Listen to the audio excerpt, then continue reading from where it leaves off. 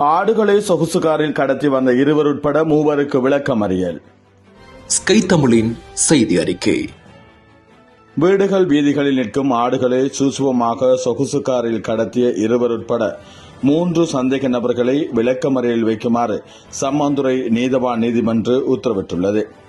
அம்பாறை மாவட்டம் சம்மாந்துறை போலீஸ் பிரிவுக்குட்பட்ட பகுதிகள் புறநகர் பகுதிகளில் உள்ள ஆடுகள் சொகுசு காரில் ஏற்றி செல்லப்பட்டு களவாடப்பட்டு வருவதாக பல்வேறு முறைப்பாடுகள் போலீசாருக்கு கிடைக்கப்பெற்றிருந்தது.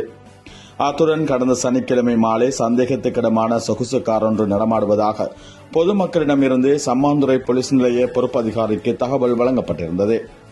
குறித்த முறைப்பாடுகள் மற்றும் பொதுமக்களின் தகவல்களுக்கு அமைய கல்முனை பிராந்திய உதவி போலீஸ் அத்தியட்சகர் MK இப்னு அசாரின் ஆலோசனையின் பிரகாரம் சம்மாந்துறை போலீஸ் நிலைய பொறுப்பதிகாரி WAN நிஷாந்த பிரதீப் குமாரவின் வழிகாட்டலில் ஊழல் ஒழிப்பு பிரிவு பொறுப்பதிகாரியும் பல்வேறு குற்றச்செயல்கள் பிரிவின் பதில் பொறுப்பதிகாரியுமான ரிஃபாய்டின் தலைமையிலான குழுவினரால் இக்கைது நடவடிக்கை மேற்கொள்ளப்பட்டிருந்தமை குறிப்பிடத்தக்கது.